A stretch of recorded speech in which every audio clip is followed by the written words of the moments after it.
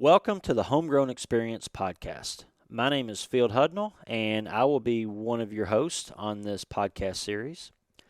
We are recording in Kentucky, and it is the opening weekend to the Kentucky archery season. Joining us on this podcast will be good friends Austin Musselman, Dane Ralph, and special guest Ronnie Fields. I personally have known Austin for about 5 years, give or take. I've known Dane for probably about 2 years. And when we recorded this podcast, I had known Ronnie for about 72 hours. I had just met him. And it's funny, so Austin, he invited a handful of guys up to share his farm and his property for the Kentucky opener. And Captain Ronnie Fields was one of those guys. And within the first couple hours of meeting Ronnie, next thing I know, I find myself up in a tree stand with him, getting ready to video him take his first Kentucky velvet whitetail. I'd heard that Ronnie was a saltwater guy, and I had no idea what type of saltwater guy he actually was. So like anybody, I Googled him, and to say that I was impressed with his accomplishments would be an understatement. Before we get into this podcast, I just want to give you a little bit of information about Ronnie. First off, he is an absolute awesome guy. I really enjoyed spending time with him up in a tree stand. And I can see why Austin and Dane really enjoy Ronnie's company, because he is just an awesome guy. But Ronnie, he's a very down-to-earth individual. I'll say soft-spoken, and he's probably not going to brag too much about his accomplishments, so I'm going to actually brag for him. When I Googled Ronnie's name, I pulled up in the bite. So when you Google Ronnie Fields, Captain Ronnie Fields, you got to put in Ronnie Fields Marlin. Marlin as in Blue Marlin. If you put in just Ronnie Fields, you're going to Google a basketball player, and that is definitely not him. But if you Google Ronnie Fields Marlin, the first several posts that pop up, there's one by In the Bite magazine. It's what I'm looking at right now, and it is the Professional Sport Fishing magazine. I start reading some of his accomplishments. He was 2010 Captain of the Year, and he was also 2015, let me make sure I get this right, 2015 top tag captain. Ronnie has literally fished for blue marlin, sailfish, swordfish all over the world. And he is world renowned as being one of the top blue marlin captains or sport fishing captains in the world. He has a very long list of accomplishments. He's fished on teams where they literally went out to just break world records, and they've broken multiple world records, and they still hold several world records in the sport fishing arena. Very impressive stuff. So this is a great podcast because, again, we're all here in Kentucky. We're all getting ready to chase whitetails, but we all come from different backgrounds. And to hear how, a couple Kentucky boys and a couple Florida boys and a Maryland boy can sit down and talk deer hunting and sport fishing is exactly what Homegrown Experience is all about. So sit back, relax, and enjoy the Homegrown Experience podcast. They're definitely awesome. I'd choose it over music for sure. Mm-hmm. Every time I go up to the lease, it's like a perfect amount of time, hour 20 minute drive to listen to a whole hunting podcast. You run out of music sometimes. Mm-hmm. Yeah. And it makes the time go back. Yeah, quicker. I got that satellite radio. I listen to just about everything. Are you ready for us? You recording? I'm already recording, yeah. Field. So, all right. So this is one of our very first podcasts for Homegrown Experience. It is the first podcast. It is episode number one. Happy to privileged to be here. Episode number one. You can always say that. You can put that in your resume. That's right. That's awesome. Amongst your other many you never know where it's going to go. Maybe a monthly thing. Absolutely. Yeah. Worst You're just trying to find more excuses to come back to Kentucky. Well, come on, you know that. Well, it's been great having you up here, and we had a blast having you and Monique up for the Derby, and then I know that's all fun, but you really like to hunt and fish, so this has been great. So I think what I'd like to start out with is I love that this is our first Homegrown Experience podcast because I think this is a perfect model of what Homegrown Experience is about. You've got, guys from all over the map, and I'm interested in how you guys met. A guy from Kentucky, Ocean City, Maryland. Home is where in Florida? West Palm. Yeah. To be able to get together from different cultural backgrounds, different experiences, and, we're all here chasing whitetails. Yeah. That's what I love about this. Before we get into the depths of, the actual hunt itself, Ronnie, I want to hear kind of some of your backstory because, I originally heard, hey, there's a saltwater guy coming up. He's pretty good at fishing. And then I start Googling. I'm like, oh, my gosh, this guy's beyond good. I'm kind of interested in some of your backstory, and then I want to know how you and Austin met, right. And then Dane. You all do y'all do the same stuff. So yeah. And because Homegrown Experience, the name kind of evolved first about home growing deer and just managing the land and growing your own game and whatnot. But then we started understanding, like, as we saw what we want to do and telling stories and talking about people's experiences and. How did you become a hunter or a fisherman, and what really led you up to that? And just kind of the stories behind things are sometimes so interesting. Yeah, absolutely. I agree. Yeah, it's cool just to be with the guys. We all have the same love for everything and talking about it, and even it's either fishing or hunting. We all have a great passion for it, and that's what we love. And well, it's amazing that as we've gotten to know each other, like. Friends that we have in common, right, like Hunter and stuff that happened, 20, 30 years ago that I'm friends with Jay and Jay Brown, and it's a small circle. It is. Yeah. Very tight it is. community. Like when you start doing it a certain way and, really understanding the people involved, you make these connections and, you understand how we all have that, like you said, the same personality. We're all probably really ADD, and just a little. Yeah, we need to get out in the woods and the water to really calm ourselves down. But I don't think I'd be right if I wasn't in the water, in the woods, certain times of year. And it's like the rut, or certain times of year we get the itch we need to scratch, and it's all part of it. Yeah. So, Ronnie, was your dad a fisherman? Yes. Yeah, my whole family's a fisherman. My dad started on a charter boat in Pompano Beach, Florida, in Ocean City, Maryland. He ran little charter boats. And what years was brought that? up. Oh, shoot, that was early 70s in Pompano, a boat called the Bolo, and he was a mate on it. And we lived in Pompano Beach, and, my whole family were fishermen. My brother was a mate. And then we moved to Maryland, and my dad ran like a big seafood company there, and we would fish in the summer, and he would pack out like the longline boats, for swordfish and stuff. And I was a little kid that just ran around the fish house. My brother ran the forklift, and my mom worked in the office as a secretary for Roy Merritt's for Merritt's Seafood, and it was all packing out these longliners, off the northeast of United States, fishing up there in the Grand Banks and stuff, and catching swordfish and big eyes. And so I was the little, running around, tagging the swordfish with the weights and running around the docks. And, I used to wear a diaper and life jacket because I fell overboard so much.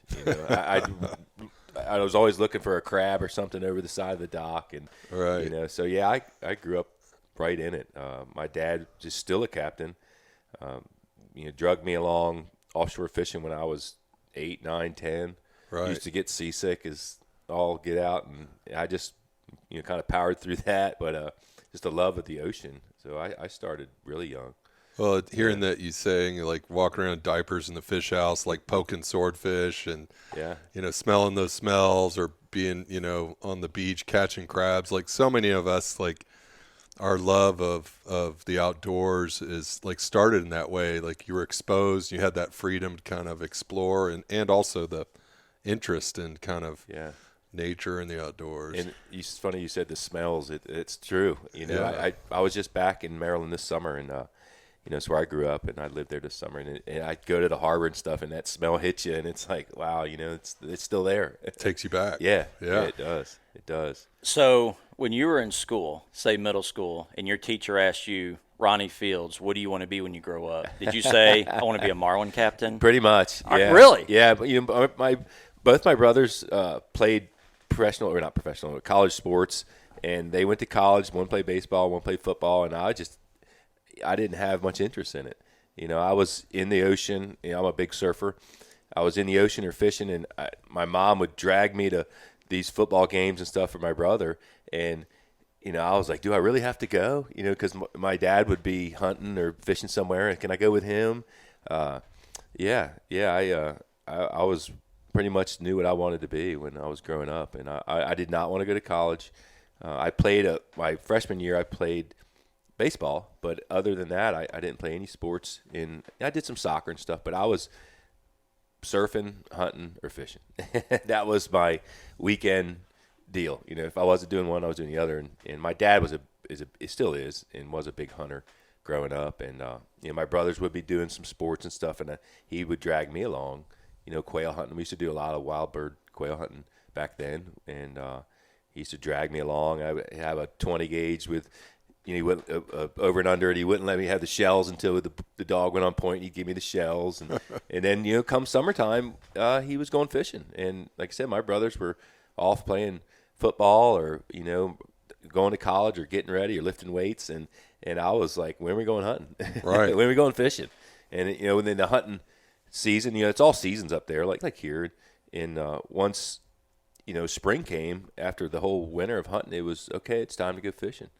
And I was ready to roll. So, yeah, I've been. Was every other kid in your class also saying, also Marlin Fisherman, No, also Marlin Fisherman? no. Is it high competitive? Is there a bunch of kids that want to do it, or is it kind of a niche? I think now there is a lot of kids that want to do it because it's, it's back then it wasn't as big, the Marlin fishing, and there wasn't many boats, and there wasn't many people buying boats, and Ocean City wasn't that big. Now it's huge. The Marlin fishing, the tournaments and stuff, as you know. And I think there's a lot of kids into it now. I think they'd rather do that than go to college. And right. They want to see all this. They want to travel and fish these tournaments. And I think it's tripled now. Back then they were like, when I was growing up, most kids my age didn't know what a marlin was. Right.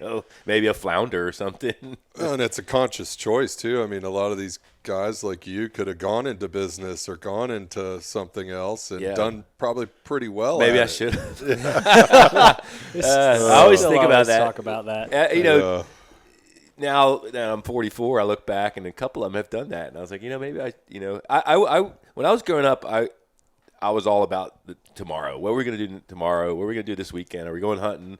I'm going to travel. Right out of high school, I started traveling, and I wanted to get out of Maryland, and I wanted to go see these things that I read about or I heard about. Like, as you know, marlin fishing and going here and going to Africa and going to all these places and experiencing that. Right. And now I catch myself 25 years from now, I'm kind of like, okay, I want to go back to Maryland. I've done it all. I kind of want to, be go home. back to your roots. Yeah. And, Yeah. But yeah, right now I think that whole scene with marlin fishing and stuff, it's tripled. I mean, it's, where people are going so far these days, and the boats are bigger, and it's just grown. It's huge. There's no doubt that it's got a lot bigger, and I think that's, like you said, about knowing, a ton of your friends didn't even know what a Blue Marlin was, and now you have it in your face. You have this awesome new, everything's HD footage now. There's so much media available to see it.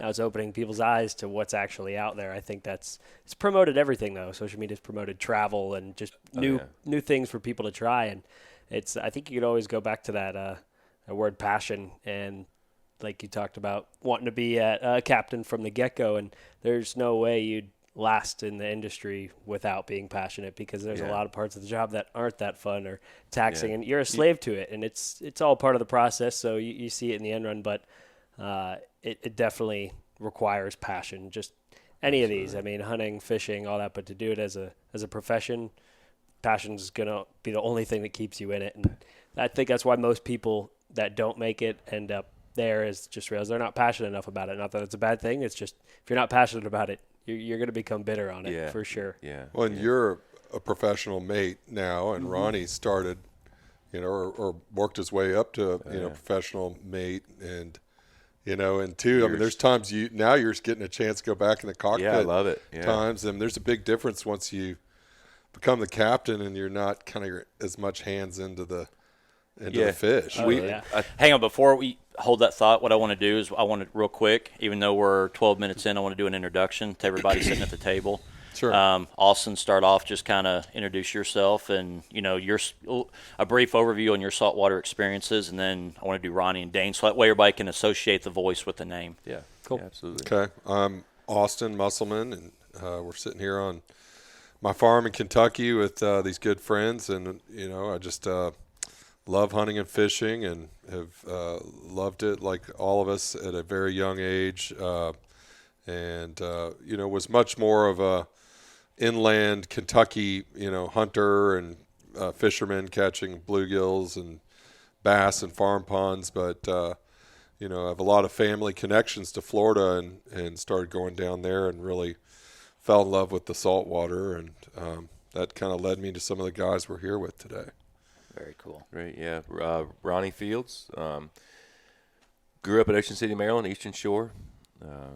Home of good hunting and fishing. Very awesome place to grow up. Grew up hunting and fishing, and live in Florida now, mainly because it's where the work is and stuff, and busy spot. But excited to be here in Kentucky. I think Kentucky's my favorite state these days. It used to be Alabama because I always would go to Alabama on hunt trips for weeks, and I was always look forward to that. Every year. Even in the summer, I was like, I can't wait to get to Alabama, the rut in January. But I think Kentucky's got my heart now. Being invited by Austin this past year, going to the Derby, the Kentucky Derby, and all that, and seeing how beautiful this state is. It's amazing. I'm happy to be here. But I'm boat captain for 25 years, and before that, I was a mate and traveled the world, and was able to fish on a lot of really good boats and world record fishing and chase world records on saltwater fish. Line class records and all tackle records, and we've caught several records, and several records still stand, and I was just very happy to be part of that. And then I got on a boat for about 14 years called the Big O, and we traveled the whole world and broke some records with numbers, and got to see like some amazing fishing, some of the really big marlin. Got to chase that for a while, and numbers of blue marlin and stuff. Went to Africa and Venezuela, and got to see some of the best fishing it has to offer. So, happy to be here. Very cool. Yeah, man. Yeah, my name is Dane Ralph. I from Palm Beach, Florida. I work for Austin on his boat back at home for about 5 years now. 5 years full time for the most part. Right when I got out of college, I went to college for criminology and decided I wanted nothing to do with that. So I think I grew a lot in those 4 years. So I don't think it was a waste at all. But I think it just solidified that I needed to be right back on the water. I grew up like every fisherman does, and started as a dock rat, and really started on a John boat in the lake with bread cube, and then moved near the intercoastal, and I'd even get 30 minutes before I'd go to school every day. While my mom was at the gym, I'd wake up early so I'd go try to catch a snook for 30 minutes before I go to school, get home. As soon as the homework's done, immediately back to the dock. And I worked on almost every possible charter boat I could in Boynton Beach growing up. Anyone that would let me, starting washing boats, just helping for free, and then on the drift boats, and then getting my first job on the boat when I was 14, and just kind of slowly inching away, and ended up actually getting a great opportunity with Austin, and my older brother Jamie runs his boat, and they ended up hooking up about 12 years ago or so. Mm-hmm. And it's been a blessing. It's really cool to work for someone that shares the same passions. I mean, he introduced me to hunting, and that just completely ruined me. You were always dream job. Yeah, you were a big spear fisherman, so it was kind of a the hunter logical. Was always there. Yeah. Absolutely. That was my passion. Really, when I was 12 years old, both my older brothers grew up fishing, and so I kind of followed along in their footsteps. And when I was 12 years old, something just struck a chord when I saw a spearfishing video, and it just captivated me. So I tried it, and it was something that they never took on, but it was just amazing. I mean, whether it's primitive gear in the Bahamas or with a spear gun for tunas in the Gulf, it's unreal. It's kind of hard to really pick a favorite because I don't have one. Because if I kind of neglect any one of them for too long, I feel a little bit is missing. So I'll go in my phases, like Ronnie was saying about seasons. You kind of switch out of fishing mode when it's hardcore hunting time, and and it's real easy to switch right back into fishing. Like before this, we did that fad trip in Costa, Blue Marlin fishing, and after being in the Bahamas all summer and then right to Costa Rica and then to Bermuda for like 3 weeks with my brother, it was a deer didn't cross my mind. It was Blue Marlin. That's Right. it. But as soon as the deer are there, I haven't thought about a Blue Marlin in a couple of days, except that we've talked about it. You will. Oh, yeah. It turns right back on. I don't know. I think there's a lot of times when we're fishing and we're sitting there killing time, we're talking about hunting, and a lot of times when we're here. Sure. Especially sailfish season, because we're overlapping seasons there. And Oh, yeah. Yeah. Well, there is such a similarity between hunting and fishing. I mean, there's absolutely. just the hunt. pursuit, the hunt, the gear, the tackle, the learning curves. I mean, don't you think it's trying to figure out what we don't know, and learning is huge. And everywhere I go, I learn something. Like this trip was just amazing. Seeing Lee and Tiffany here, and talking to Todd and Dane about the deer and stuff. Just a learning experience, and take it with you wherever you go.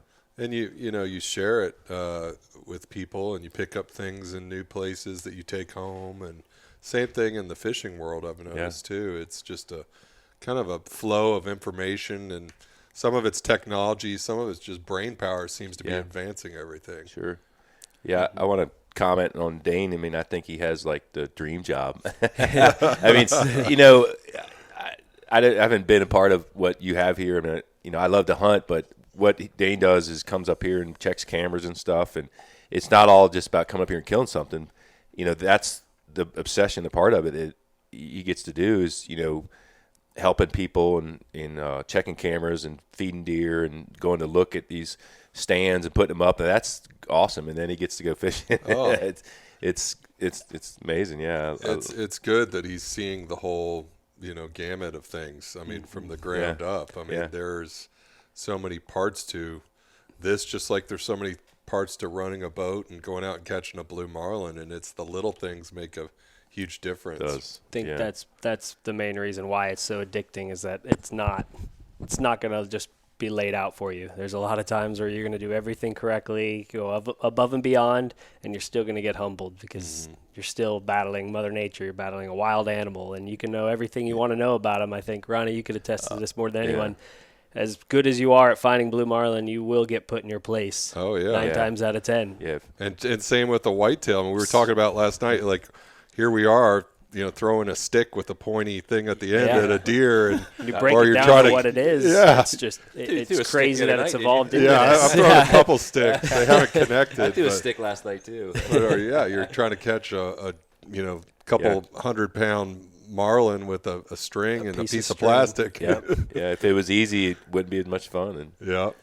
So an outside perspective that I have, that really for all of you guys, especially you, Ronnie. So as a Kentucky boy, catfisherman on the river, when I launch my boat and I look at just the river, I'm like, man, there's a lot of water here. Where am I going to start? Yeah. You guys, you're looking at the ocean, trying to find these marlin. Like, where do you even begin? Yeah. Like, how do you even start or have an idea of where to start fishing? Oh, it's tough. Every place is a little different, but I mean, the ocean is obviously such a huge, vast desert, biological desert they call it sometimes. But just like hunt, I mean, we don't get to put cameras out or anything in the ocean, but we look at satellite shots and stuff. I mean, the satellite, technology has come a long way, so a lot of satellite stuff, mostly, and also talking to people, networking, what happened the day before, and a lot of places I've fished there before. So as in. Like here, Austin's been here so long, Dane's been here so long. They kind of know where that deer is going to be and that time of year. And I think fishing's just it's almost a copy of that. But the fish it's ever moving, ever changing, which makes it really challenging and fun. That you go out there the next day, it's going to be totally different, and it keeps you on your toes. Networking is huge now these days. It's easy to do that with social media, but just knowledge, experience, knowing what's going to happen in September or July, where these fish are going to be and where do they move. And, I know, in September I want to be offshore, and in July I want to be inshore because I'm going to take what the ocean gives. It's funny because I say that all the time because I watched Hank Parker a little bit, and I think he's super cool. I never met the guy, but he always says, we're going to go out and let the lake give us what the lake's going to give us. We're just going to take what the lake gives us. And I always say that about the ocean. And so just knowing, like certain times of year and knowing, experience is a big thing. It's seeing patterns, it seems like, yeah. both for hunting and fishing, the more experience you get. And, you use all these satellite imagery with sea currents or we use the weather like to kind of help us gauge those patterns, but you just you start seeing it, right? Yeah, and we can do all that, and you can go out there and it'll be totally different. Yeah. You can just throw that out the window and like, I just should have went back to where I was yesterday. Right. Yep. But it's that's the thing about fishing. I mean, it's just ever changing. There's so many places. It keeps you on your toes, and you got to kind of stay on top of it. I think that's what keeps you successful. It's not like anything. Just staying on top of it and kind of going to bed and thinking about, okay, fishing, the passion, and thinking of, okay, where was this guy yesterday and why did he go there and what did he catch? And kind of thinking, a week ago he caught something here. So, I think I could go back there and catch something too, So our saltwater guys, especially marlin fishermen, in the whitetail world, there's a lot of tight-lipped people. Like, you're not going to get, especially if you're hunting public ground, you're not going to get much information. And if they do give you information, you almost have to decipher. All right, do I need to subtract by 5? Do I need to offset it? Decipher's a good word. How much information is you take? What's that like in the saltwater world? Well, it's, these days it's changed. We have a lot of communication on the boats now. I mean, people are have these little satellite texts and stuff now. So the radio's kind of gotten very quiet these days, and I was very good at listening to the radio and listening and taking what people say and learning from them, or just taking what they said and soaking it in and say, okay, I heard him say this, kind of take it all in like a sponge. It's definitely changed. People don't talk as much. There's a lot more people out there, and there's younger guys, and the codes kind of changed from in the old days where everybody just talked on the radio, and that happens, probably changes because there's so many boats now, so you kind of gotta your people around you, and somebody will say something, that guy kind of stretches it, so you kind of they had 14 bites, and then you kind of think, oh, he probably had 10. So be careful listening to him and going, okay, I'm going to steam out there, which pick up the baits and run out there because this guy's saying, oh, I've seen 10, but I know that guy, so I'm going to troll out there, not just run to him, and knowing that all comes from experience too. I think the tournament fishing has introduced that element a lot more. People are a little more tight-lipped, and they carry that into recreational as well. Like Ronnie had said, you kind of have your tight-knit group of guys where you'll all talk to each other and you'll get little bits and pieces of information around, but there's only so much that you can latch onto because, as Ronnie said, you're not really sure how true that is, or if it was just secondhand information that didn't get interpreted right. But for sure, the cool thing about getting a report from other people is it kind of it's like getting a trail cam picture of a deer, because you got, okay, he had 2 bites here on the backside of this ledge, and this guy had a bite here yesterday, and then 3 bites there the day before, and you start pinpointing things and start getting patterns. But again, it could happen for 6 hours and you've got it figured out and then done, and then all of a sudden it's over here now, and so it's like gathering all the information you can, and then also anticipating what's going to happen next. Just same thing with hunting any animal.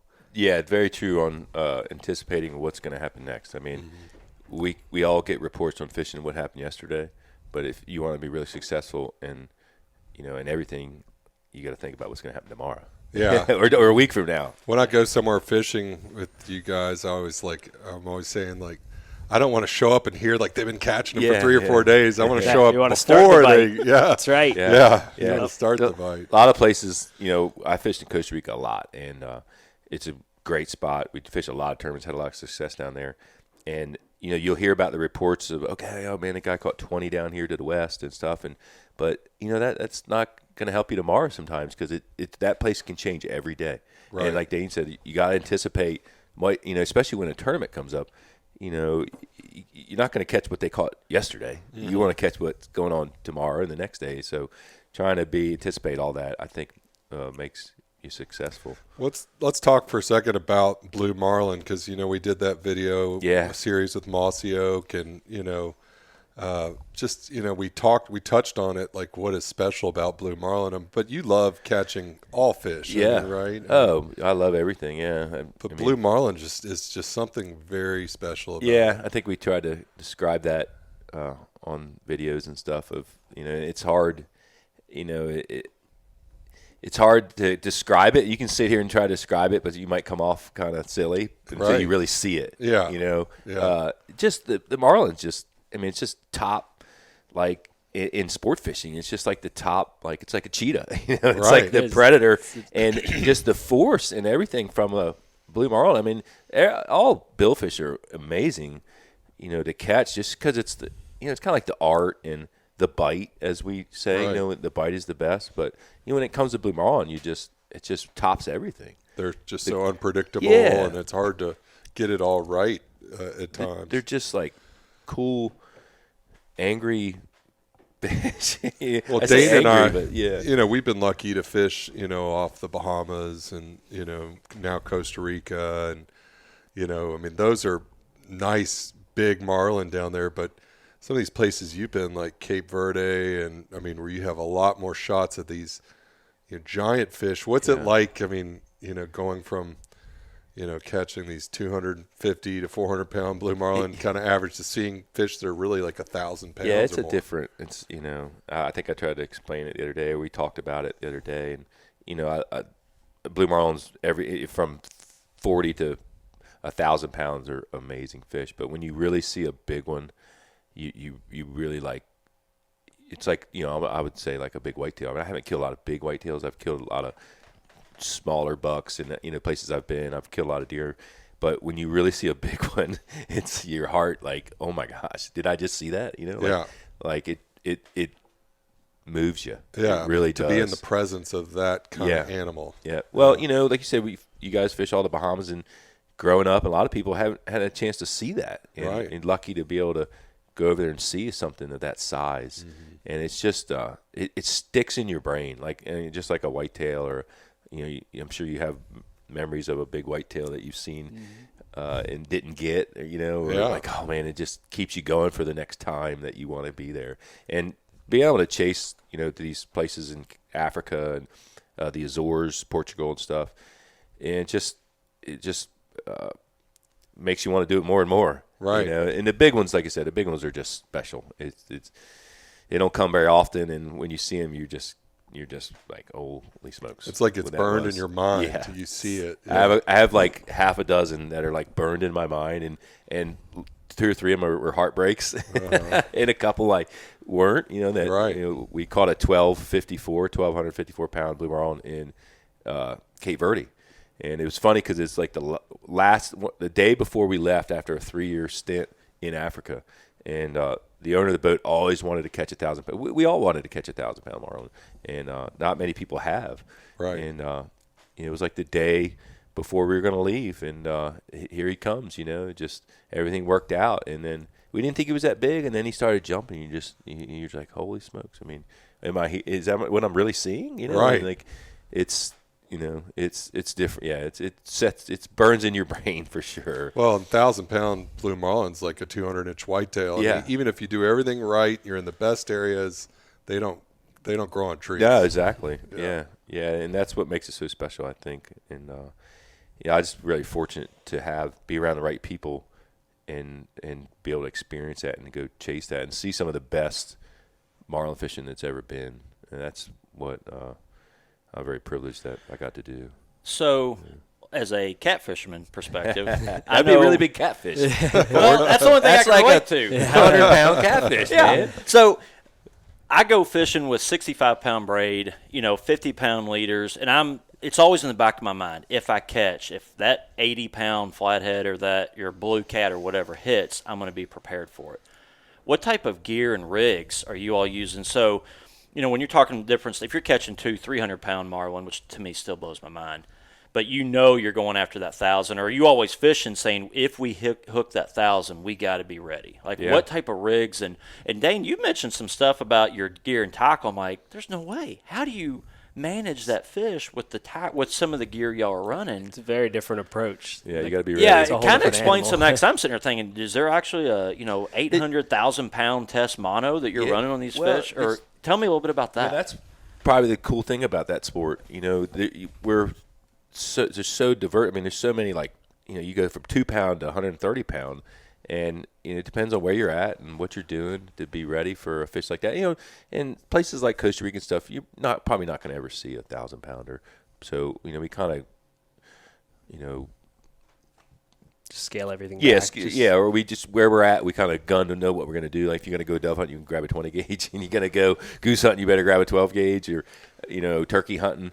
It's all about where you at. I mean, in what tackle, which is great about the sport. I mean, you can catch, you can have anything from 20 pound to 30 pound, and if you're in a place where there could be a 1,000 pounder, or you're in a big tournament stuff, you got to be ready. I mean, and we're using like a 130 pound test with 600 pound leader, 130. I mean, you're in a chair. I mean, it's a rod as big as a sapling. What's your pound test? That big fish we caught was on 80. Well, we used an 80 rod, but we had a 100 pound line on there, and then the leader was 650 pound leader. 650. Yeah. So perfect example of being prepared for that.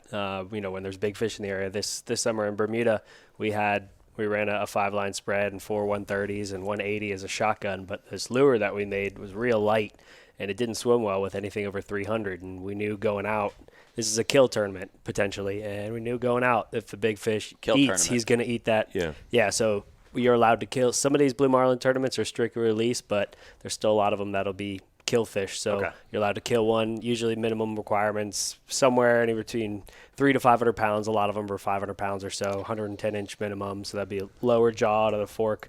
And we knew this big fish, if it ate, it was going to eat the 300-pound. And sure enough, on the second day of the tournament, the first tournament I got there, she ate and she came up, and it was just a different level of water that she pushed up. We knew it was a good fish, so we got the flyers out and got ready for her and had her on the leader 4 times and just couldn't put the pressure on her we needed to, and eventually tried to roll her, and she ended up having the 300-pound wrapped under her belly. So every time we pulled on the leader, she tried to roll over and she wasn't ready, so she kind of just turned into it, and we ended up chafing her off like 40 minutes later and got the release out of it. But we planned on killing the fish. She was, and not even a giant, she was good. She was around 600 probably, but like you said, you got to prepare for it. I was going to say, it's not a giant. No, it's a 180. Yeah, that's like a 180. Yeah, it was a great fish. Whitetail. Absolutely. It was actually the biggest one that we saw that trip, and but it picked the one leader we just weren't ready for it on. Yeah. But people catch those kind of fish on a 50, or even a 30. I mean, sometimes but it's a finesse thing, and sometimes they just get lucky. And we were talking a little bit yesterday about, one fish behaves different than the other. One wants to just fight and run and just kill you, and some just kind of give up easy. And it's same with deer, it seems like, or certain things like, Very similar. in the hunting world, like some will just run after you stick them with an arrow, and some will, like your buck you shot the other day, just kind of that was flopped right over. I mean, that was amazing. Thank God it did, because you're on the edge of a cliff. Totting that can be. That's a blessing in disguise that deer did that. Yeah. But these fish in game, they have personalities. Oh, I mean, some are just bare. Yeah, I mean, there's stories of people. I mean, we fought that fish, that big fish we were talking about, the 1254, for almost 6 hours. Wow. And it was just, is this thing ever going to give up? I mean, everyone's a little different, and every place you go is a little different. And being ready for a big fish like that, it's just right time, right place. If it's going to happen, just like a deer hunt or an elk hunt, like there's so many little things. Sometimes I'll think like baseball, and just like there's so many little things, that can change. You step up to the plate. But, I mean, nowadays we're more into release and catch and release, which is great. Like Dane said, there is a few big marlin tournaments, which is really fun to be a part of that, and the chance to kill a big fish like that and go to the scale. But these days it's mostly catch and release and a lot of lighter tackle.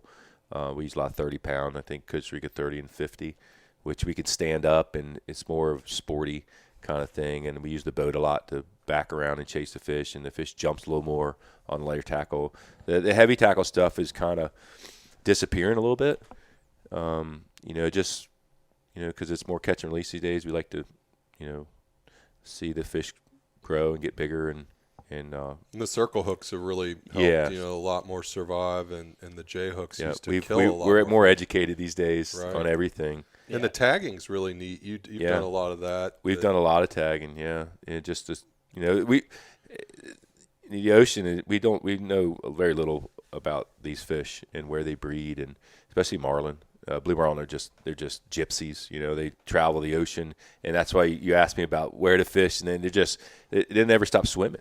Imagine if a deer, he just never quit walking. Yeah. There's no fences. Yeah, there's exactly no fences. Being in the rut, always moving around. You never know. We know very little about these marlin. We do a lot of tagging, and we can see where we caught them and where they were recaptured, and we kind of figure out their travel times and where they're going to be, and it's all about they're feeding and reproducing. That's all they do. And you have some resident fish. Yeah. You might have migratory fish. That's what we're learning, and it's kind of like waterfowl or whatever. Really? Yeah. You kind of get different populations doing different things. Absolutely. No doubt. Now, what would make a fish a resident fish versus same species, right? Versus one that moves? Like, why would one hang and one not? I just think there's so many, different. There's so many different areas. I think, I think it was also trying to say that a lot of fish will hang out in one area for a long time, and some of these fish just never quits. They just travel. We do a lot of recaptures on marlins, and we'll know that they come back the same spot every year, like a salmon or something. So they'll hang out, resident for months and just swim around and be happy. But then you'll have this one that swims through, and then he'll be off.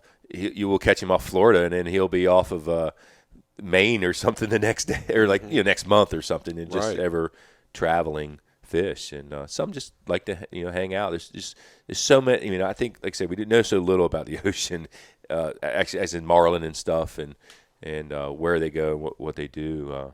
It's pretty neat to think about. Some of them are moving because of breeding or food sources or temperature changes or large populations that are kind of migrating. It seems like they're learning more and more, but still, like you said, there's a lot of unknown. Yeah, we don't know where these marlin breed. We don't know. They move so fast, you can't keep up with them. Sailfish and stuff a little easier, or like mahi dolphin fish. We know a lot more about bluefin tunas. That's they're trying to figure out because we're trying to we're trying to learn more about these fish so we can have more and more of them. And the bluefin tuna they're doing a lot of research on and trying to figure out where they're breeding. We need to kind of cut back the fishing about where they're going to breed this year. So in the future we have more and more. And learn that. As humans and managing, conserving fish and wildlife, we've seen big success stories like the swordfish. We talked about the other day, swordfish. They were almost gone in the 80s, and everybody's like, don't eat them. You said they even closed the seasons. They closed in Florida. They shut the longliners down, and that probably was a big part where they huge. And now it's like growing up, I was like, I saw a lot of swordfish, but you couldn't really go out there and just like, okay, we're going to go catch a swordfish. And now I think you can. Right. And they're just like neat creatures that live in the depths, and they look like a marlin, and they jump, and they're just amazing color, and they're just they're on the rebound big time. I hope it stays that way. In the billfish, the other billfish like marlin and sailfish. I look, my grandfather had a charter boat that he owned down in Florida, and I look at all the old pictures back then in the 40s and 50s, and they just killed every fish. Yeah.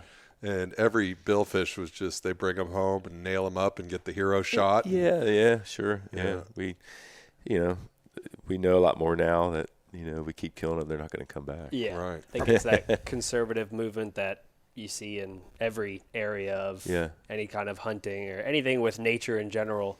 It's been about conservation, or there's at least a movement towards it. It's not practiced by everyone, but it's funny you talk about the swordfish coming back. Look at Goliath grouper being a prime example. They shut it down in 1990, and it's been, there's a lot of wrecks. Being a diver, I get to see it so much, and there are shipwrecks in Florida you could see when they aggregate in August, September, full moon, or even starting July. There could be 200 on a single wreck or more. Yeah, and they're almost talking a 100 nuisance to 600 now. pound fish. Wow. Yeah, they're almost a nuisance. Goliath grouper, sharks. Oh, yeah. I mean, we quit commercial fishing them a lot, and it's crazy. And striped bass in like the Northeast, Maryland. When I was growing up, my dad would take me fishing in the inlets, and I would never see a striped bass. My dad like, oh, we catch one. Oh, we call them rockfish, striped bass, and almost like we were catching in the pond the other day.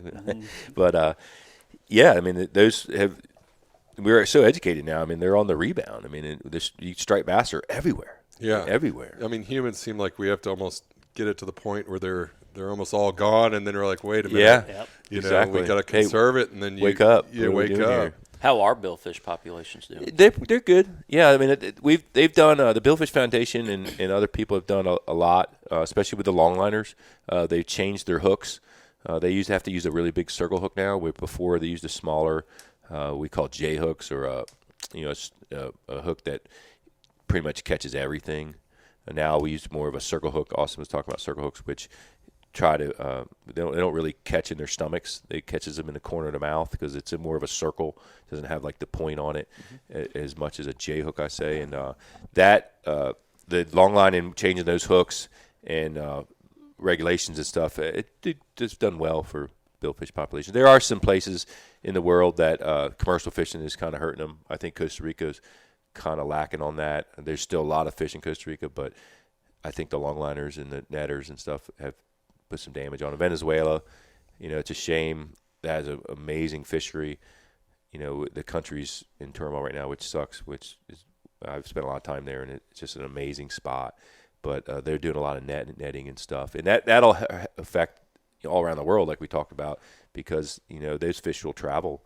But I say they're all pretty good. How much are they traveling, those fish? Thousands of miles. Really? Oh yeah. I mean, I have some tags where we've caught them in the Azore Islands. We caught a fish in the Azore Islands, which is off Portugal. It's a Portugal island, and we caught that fish, and he was tagged in Daytona Beach, Florida, like a year ago. Yeah, it was a little guy too. Wow. Yeah. So that's 3,000 miles. It's probably 2,500 miles. It was pretty cool to see. We looked at there was a magazine for Bermuda. I forgot what it was called. Offshore. You might know the name of it. Offshore something. Offshore fishing or whatever it is. But anyways, they showed a map of their satellite tags they put on Blue Marlin from the past few years, and you look at it to get an idea of where they go after, and it looks just like every direction. 2 over Ocean City area. You get one go down North Carolina, one goes Bahamas. Half of them go over to Africa. Just gone. They just disperse. And this is fish. You always wonder, did you affect where this fish went after he was caught? Did it stress him enough to move? I think more than often, probably not. But especially if they're healthy enough to swim, they're going to go where they're planning on going. Pretty resilient. Yeah. Yeah, absolutely. But it was cool to see because there's no hey, they go to Bermuda and then they go over to Africa. These fish I think they're a product of their environment. So if the fish is born in a certain area, this is just my theory of it, is that I think some fish tend to stay in certain areas. You might have an opinion on it, but whether it's they survive more in warmer water or they're an open water fish, I don't think every blue marlin swims back and forth from Africa to the U.S. and all that, but I think there's really no way to say, whether they do or not, but it's the crazy. It's just like sailfish where you kind of can map where they go starting north, moving south, but then all of a sudden you get a 20-mile void where they don't see any sailfish, and then that huge pack that was 20 miles up here a week and a half later is down below all that, and they just, how do they get by when you got a whole block, basically like a giant brick wall of boats trying to catch them, and they get around it, and it's so some areas are nurseries, I think, and some areas are feeding areas, some are breeding areas. I mean, that's like why we have to fishing protect, Costa Rica. Our sport and conservation. I mean, circle hooks and stuff. I mean, we got to watch that. I mean, you got to be careful, killing fish in certain areas or that's I talked about Costa Rica or Venezuela. I think a lot of those are nurseries and breeding grounds that we need to protect. And, Dane was talking about satellite tags, which I'm not sure if you realize what that is, but everybody listening, they have these tags now that fancy tags that talk to satellites. We stick them in a fish. Live tracking. And it just like the sharks you see, the great whites and stuff. Yeah. They'll pop up after so many days, and they'll send out all this information about where this fish was and how deep he went, and it's pretty neat, and where the fish travel. They do the same thing with waterfowl. So my question was going to be, so when you're talking about all those fish dispersing out, are they live tracking, like, say, once that fish is caught, and then, like when you catch a bluegill, you throw it back in, he just darts off to the cover? Is this Marlin, like, I'm getting out of Dodge, I'm shooting off across halfway around the world? Are they noticing that, like, after they encounter, whether it be a catch or they encounter that situation, they're just getting out, leaving the area? I don't know. There was a couple of them that stayed around and hung out for a little while, so there's a handful. I think the satellite tagging is still pretty new. It's introduced into the recreational fishing world, which they're really – conservation is really pushing, especially with the Billfish Foundation. They've ramped it up. I mean, the past 10, 15 years, it seems like more than there ever has been, So I think more time will tell for sure. But there were definitely some fish, at least in that specific map I was talking about, that hung around the island for a little while. I think, is it 24 hours or every 36 hours they ping? Or Yeah, I'm not sure. Something. I'm sure there's different types of satellite tags, but it's not like a live. As far as, from what I understand, none of the Blue Marlin tagging is like live. You here they are right now. It's like they'll ping. Certain. Yep. Gotcha. Yeah, certain days it'll pop up. And going back to how big the ocean is. I mean, some of them stay, like Austin says, I'm a resident. Some will hang out for a couple of days, and then one will just say, okay, he'll be halfway to Spain by tomorrow. Like, Which wow, that distance is so incredible. I mean, I've been lucky to go make the crossing from Florida to the Bahamas, and it's 56 miles till you see the first kind of bit of land, and how long that takes. It's a and then super you look highway, at that man. on a map compared to the distance from the Bahamas to Spain or Africa, and it's just a little pinpoint compared to how much ocean's out there. Yeah, and the Gulf Stream is, it's like a super highway. I mean, the fish will just get in it at 4 knots of current and be from the Bahamas to Maine in a few weeks. Just riding that super current. highway. And I always heard, we know more about Mars than we do the bottom of the ocean, and I think that's a lot to say about. But we're learning, cool. and the technology and the conservation's getting better. The equipment, is getting so much better. And I always think, are we in the glory days now, or was it our grandparents' era? Or in some ways yes, some ways no. I mean, we seems like we're really getting proficient with the technology. In some places there's more fish, some places there might be less, but it's definitely neat to see that things are working. I mean, I believe some of our fisheries have gotten really good, like swordfish. I believe there's a great population of blue marlin.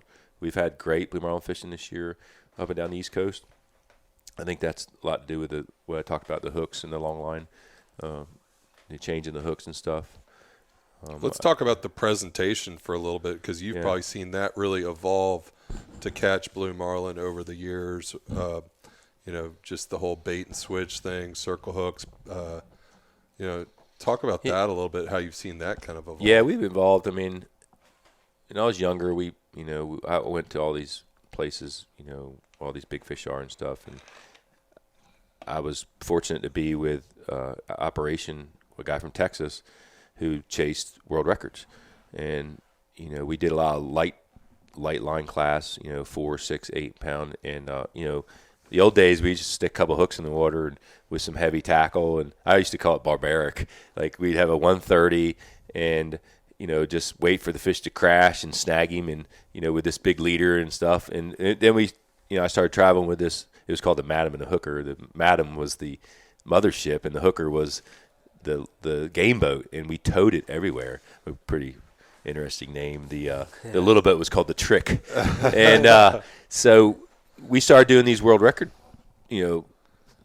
fishing to try to catch a world record. And when you're doing that, you're fishing with 6, 8, 10, 12 pound or whatever.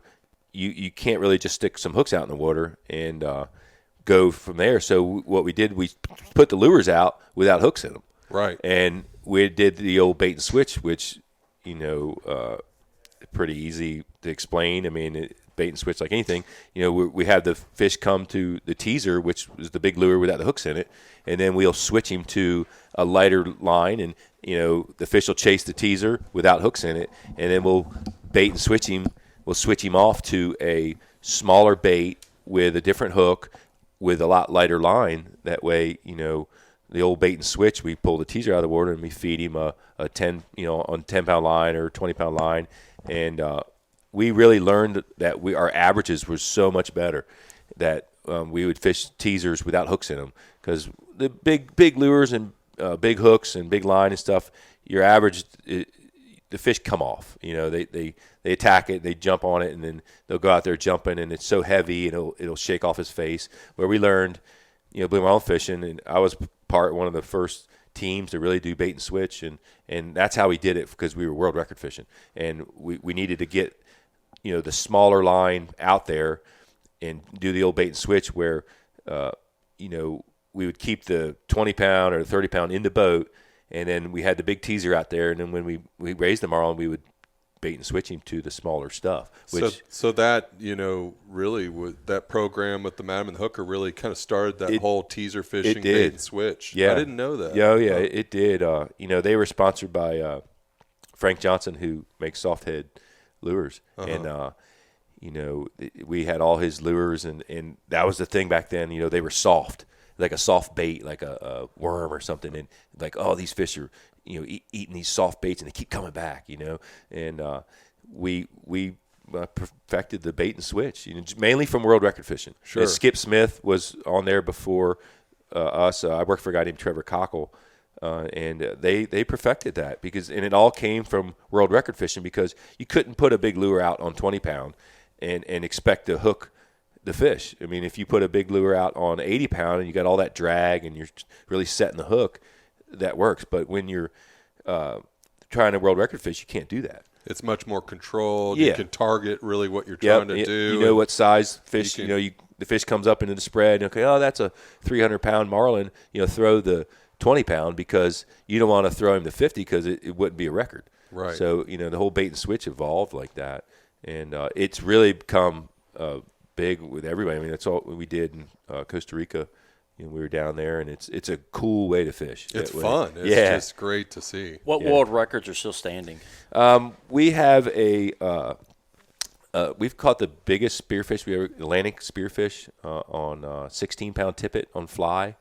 We have a women's world record on 16, and I believe there's a white marlin women's record that we caught in the Azores that was on a 20-pound line.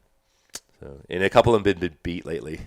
You have to get back out there. Yeah. Well, they say it's evolved. I mean, people are better fishermen these days than back then. Just from knowledge, and there's just so many people doing it these days, and there's some really good fishermen out there, and we've learned a lot about like that bait and switch, and we're evolving fishermen. Right. I've seen it even in the short, time I've really kind of gotten into this stuff, that just the techniques are changing, the tackle's getting lighter. Yeah. And two, it's just a lot more finesse, it seems like. But it's fun, like we're saying, it's very visual. Fishing lures, I kind of started out doing that with these guys, and you get that reaction bite. Yeah, it's over. Yeah, it's over, but you tease them up, and you get to see these animals for a lot longer. Yeah, these fish coming from, 100 yards from your long teaser, and the fish is just chasing your teaser all the way to the back of the boat, and you get to see so much of him, and you learn more, and then you get to throw him whatever rod and reel that you want to catch him on. If you're just trolling some 80s around 80-pound line on a big 80 rod, okay, you're going to catch him on the 80. That's all we're going to do. It's just fine. It's just cool for some people. But, we like to catch them on light tackle and spinning rods and circle hooks and, 30-pound, 50-pound line. It's a little more sporty. So talking about Skip, I mean, he was obviously a big pioneer. Skip Smith, who are some of your heroes and, in the sport? And, Well, of course, first off, my dad. Yeah. He started me fishing, and he's done it all, and I mean, he didn't travel as much, but I mean, he's like, he's just a fishy guy, and he always kind of taught me, about where to fish and all that and how to fish. The guy worked for Trevor Cockle, which took over for Skip. He was an amazing boat driver. He still is. And he taught me a ton about boat driving and being on a fish and light tackle and which side to be on. And we were fly fishing. A lot of times you want to keep, the rod on this side and the fish on this side. I worked for a guy named Randy Baker, which I think you guys know. Awesome mate. Taught me a ton of things about being prepared and knots. And, they all have their own little knowledge on certain things. And I kind of took that from everybody and put it into one. And I always wanted to be known as a fisherman that could catch just about everything. And, there's a lot of guys that are Blue Marlin fishermen. Right. And there's a lot of guys that are sail fishermen. Right. And I always wanted to be known as like, okay, I want to be known. I could go out and catch anything. Tunas, we fish a tuna tournament up in Maryland, which I love it. And, it's taken a little bit from everybody, just kind of melting it together. I always wanted to be known as the kind of like, certain baseball players or football players that play different positions, because I wanted to be that guy. Or play both sports. Like Jordan or Bo Jackson. That's right. Be like Bo. Yeah. I think that's Deion Sanders. I think that's probably the best way you could possibly excel in fishing is to fish with a lot of different people because there's so many people that have different ways to do it and get the same end result. 1,000 ways to skin a cat, but they are for sure. There's easier ways to do things, harder ways to do things, and you're going to figure out what you like, what works best for you.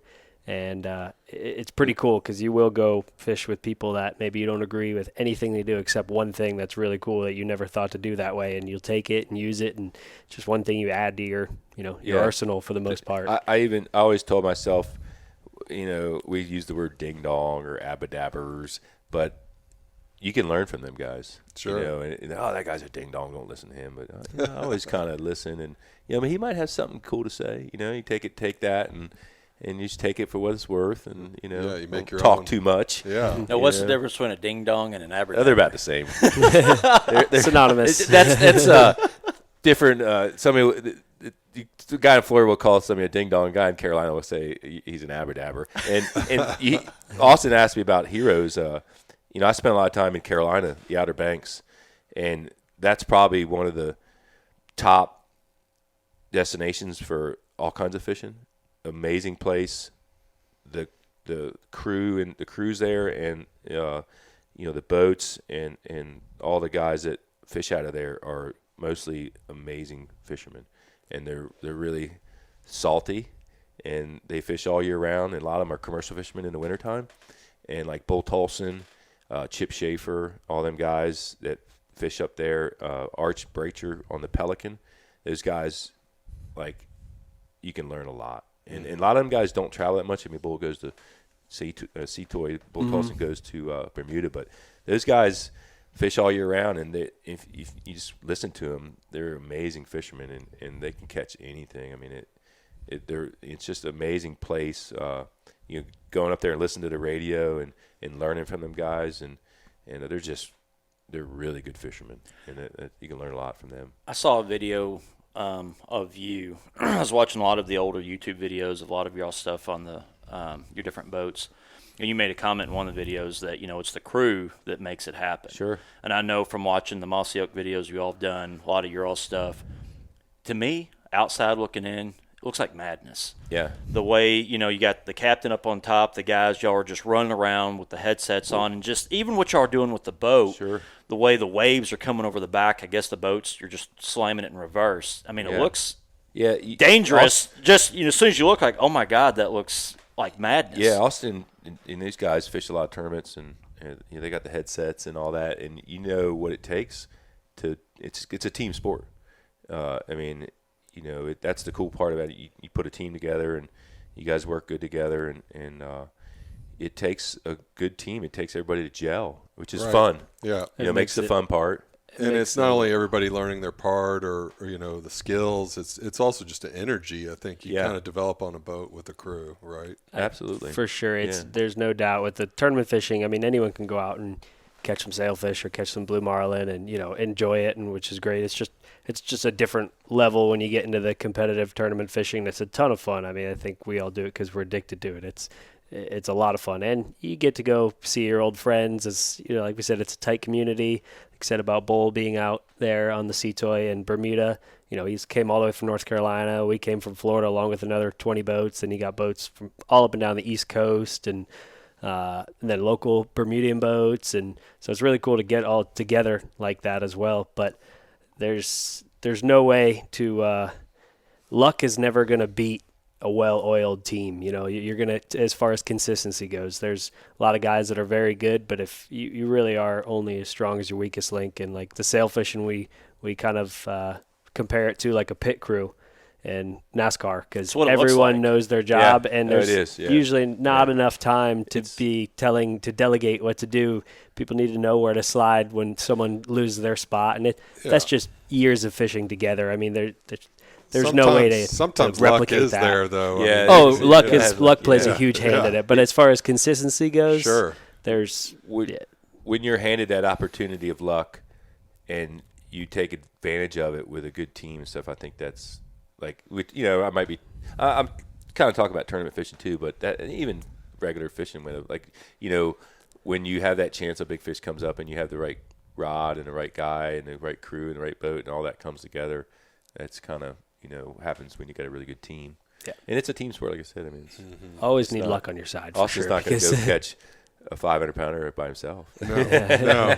So he needs some help. And you need to have a sense of humor too. I mean, that's what I've learned. I mean, that's what's so fun about tournament fishing and having a great boat. I mean, we're picking on each other, and competitive at the same competitive, of course. But making it fun. If you take it too seriously, it gets If you rely on the catching to enjoy it, then you're definitely going back to you'll get bitter about it. But of course, no one takes losing lightly, because, like I said, this is our passion. So no one, but you better learn from whatever went wrong and try to figure out how to make it better next time. So and I've noticed hunters and fishermen are some of the most superstitious people on the planet. Like, this is my lucky hat, or no hey, bananas we were on the doing boat. this, no bananas on the boat, or a freaky classic baby head in the blind. Fa, where you at? The freaky baby doll head that we found that I took. It worked for Dane though, but when I took it in the blind, I think it cursed me. So from the outside looking in, as a fisherman from Kentucky, like I love crappie fishing, bluegill fishing, catfishing. You fight the fish, you get it in, you get a bluegill. If he flops in your hand, he might spine you, and it hurts. Or you take a blue cat or a small channel, they flop. It's like, all right, be careful, because that hook might get in you.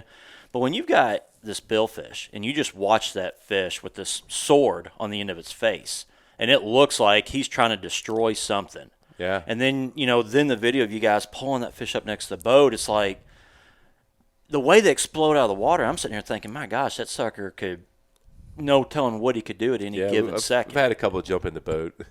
My God. I mean, it's just like it's frightening. The dangers or falling in the ocean when it's rough. And you're out in the middle of the ocean, you're relying on your boat, your equipment, your crew, there's nobody there to help you. I mean, Coast Guard's not going to get there anytime soon, but then you pull this beast of a fish up next, and it's like, it's not for everybody. I mean, you got to be hardy. I mean, we run hundreds of miles and rough ocean and doing all that, the elements and stuff, and it's not for everybody, but that's what makes it fun. Like going out in the snow or something, hunting in the rain. Right. Right. Yeah. It's the lessons in fishing. I think when you talk about like big blue marlins and stuff, I think the lessons that you learn like individually stick with you a lot more, because it's usually bigger consequences, whether it's losing a fish in a tournament or getting wrapped up and hurting yourself pretty bad. Buddies that broke hands, I'm sure you've seen stuff, broke hands or lost their leverage on a fish, and it'll hurt you, a big one especially. It's again anticipating what the fish is doing, and that's experience. I mean, like you said, from the outside looking in, it looks just so crazy. And when we even talk about it and break it down to what it is, it still is. Like we talked about catching this giant creature on a piece of line. It really is amazing. But, they all do different things. And, safety obviously is huge. So I think that's going to be everyone's number one goal for the most part. Yeah. Hopefully on every boat. I think that's why we love marlin fishing so much. Oh yeah, because there's a little bit of a excitement or danger. Right. Yeah. Not only the fish, but the being way out in the middle of nowhere. Or, yeah. I mean, if we didn't want that, we'd be with Ford catching crappies and bluegills. But there's something to it.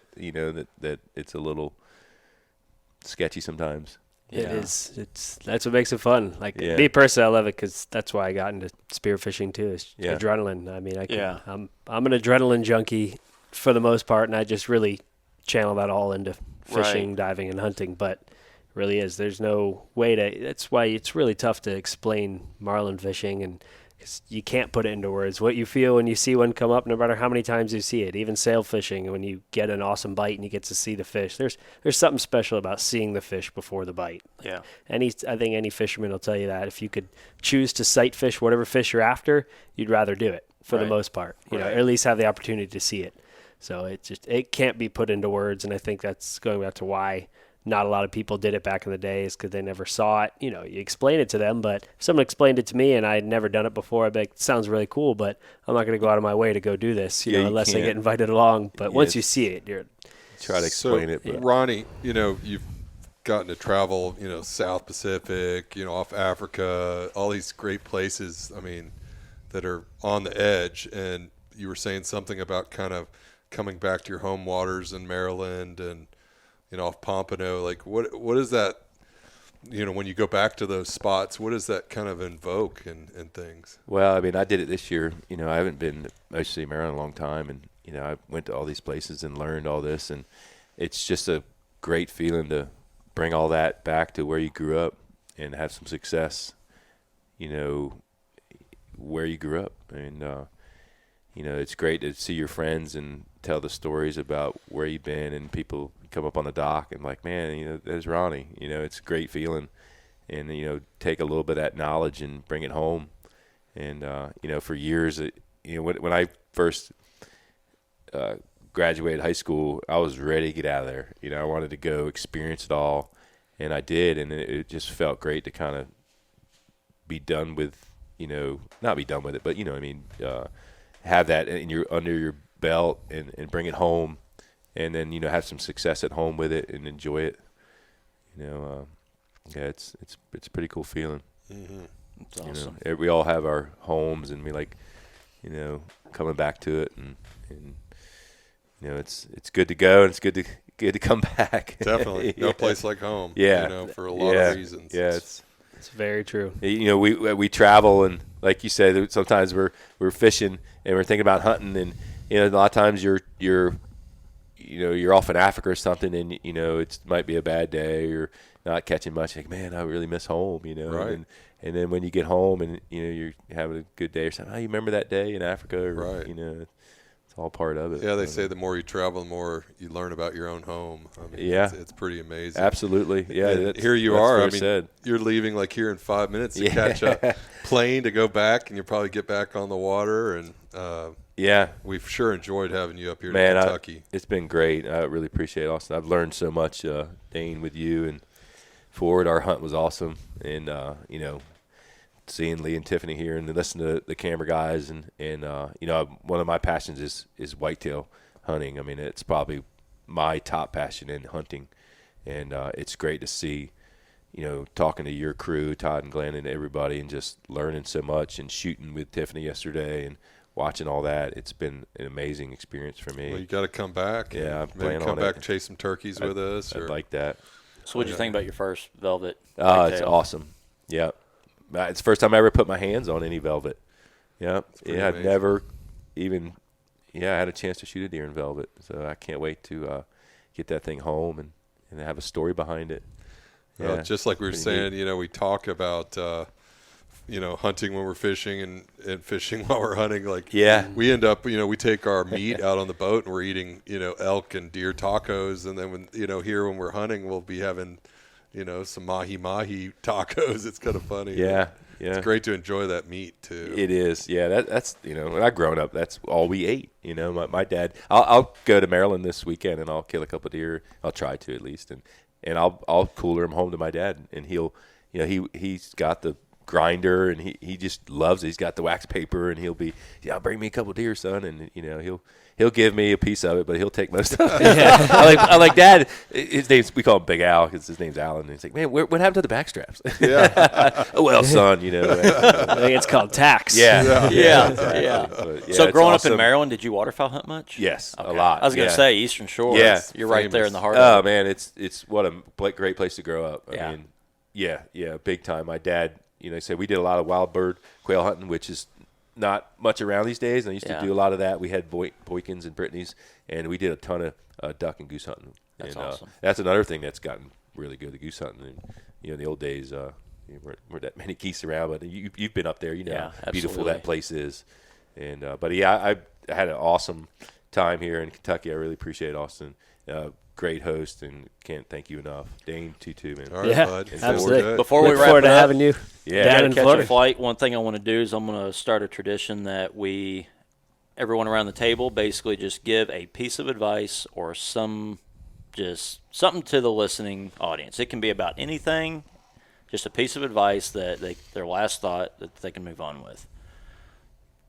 Dane, go first. Or I'll go first. On the chopping block. I'll go first. Okay. Yeah, go ahead first. Basically, you asked the question. Come my on. piece of advice right now is everyone, this is kind of what homegrown experience is about, is having, looking into experiencing as much as you can in life. Yeah. When that day comes that you're going to meet your maker, you want to look back and say, you know what, I have no regrets. I went there, I did that, try to explore and experience as much as you can.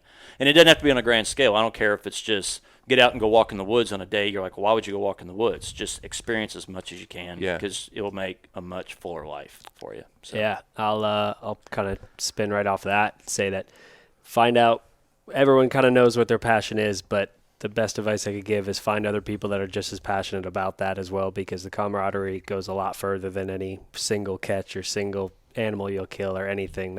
You're going to remember, we talk about it all the time, you're going to remember the stories at hunting camp or on the boat, or you're always going to share that with people. So find good people that share that passion, and it's going to make you enjoy it that much more. Yeah, I agree. And life is short. We take things for granted sometimes, and just enjoy every day and the experiences we get to have, and like I said, tomorrow's promised to nobody, and just enjoy it and soak it all in, and just live life, and don't never give up. I always just say, and just be thankful for what you get to do. Thankful that we have a great country, and we get to hunt and fish like we do. And a lot of countries don't get to do that, and we have a great country, and very be glad that we get to experience coming here and hunting and fishing, and we get to do that. Yeah, awesome. I guess I was thinking of a lot of the same things you all were saying. I mean, it's just kind of the same thing. Seize the day. I mean, they talk about people that are on their deathbed. It's not so much what you did in life, it's what you didn't do that might haunt you. So get out there and do it, you know.